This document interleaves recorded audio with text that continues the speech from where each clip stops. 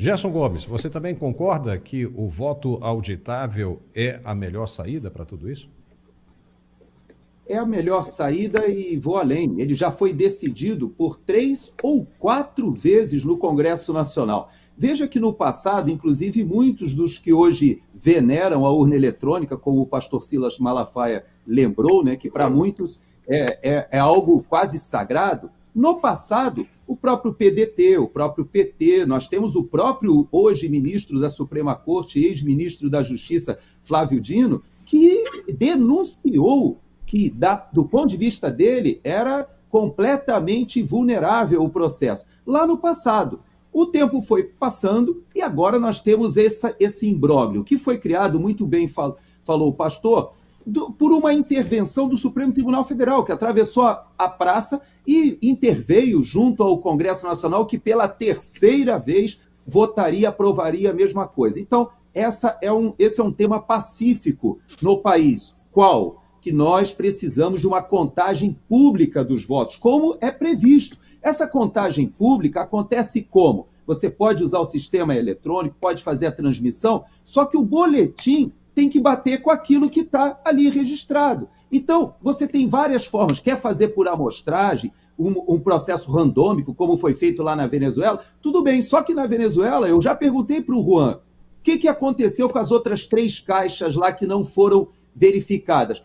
Os militares foram lá e recolheram e levaram embora. E agora, se alguém quiser fazer uma recontagem, aí está na mão lá do pessoal do Maduro. Isso não pode acontecer. Qualquer sistema minimamente transparente, você pode usar a tecnologia que você quiser, mas a contagem tem que ser pública, porque isso faz parte do processo e da lisura. E como muito bem foi levantado aqui, você não precisa convencer o que foi derrotado somente. Você também precisa deixar que aquele que venceu exerça o seu mandato com autoridade, com legitimidade. E isso não está acontecendo. Hoje, na Venezuela, nós sabemos das pesquisas de boca de urna. Para quem não sabe, houve empresas contratadas que fizeram aquela pesquisa mais acurada, que é aquela que você consulta o voto logo depois da saída ali da sessão eleitoral. A distância entre os dois era de quase 70% e 30%. Então, se você perguntar na própria escola onde o Juan esteve presente lá, a disparidade era gigantesca dos votos. Todos os estados nós tivemos essa mesma situação. A população foi votar pela primeira vez, a oposição, em muitas décadas, conseguiu se reunir em torno de um único candidato, isso é uma dificuldade, e agora nós temos a mesma situação.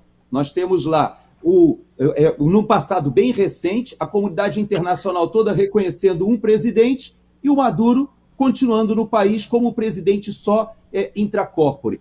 Isso vai dar errado. Eu digo para vocês o seguinte, independente do que o Maduro está fazendo ou não, ele não tem como se sustentar mais 6 anos. Por quê? Porque a situação está quase explodindo. Os bairros pobres, as pessoas que votavam com a Revolução, estão fazendo panelaço hoje.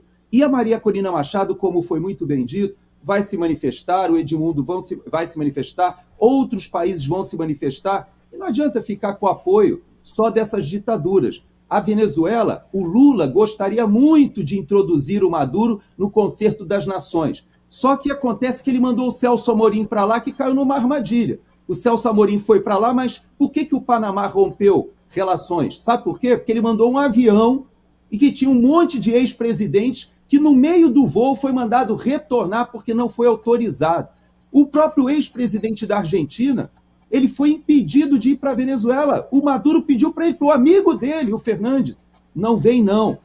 E o Celso Amorim vai lá, é muito bem recebido, conversa com todo mundo e vai legitimar essa falsidade que aconteceu. Isso é um desrespeito com a população, com os eleitores, é verdade, mas também nós, no Brasil, precisamos olhar para isso e dizer, nós não queremos seguir nesse caminho.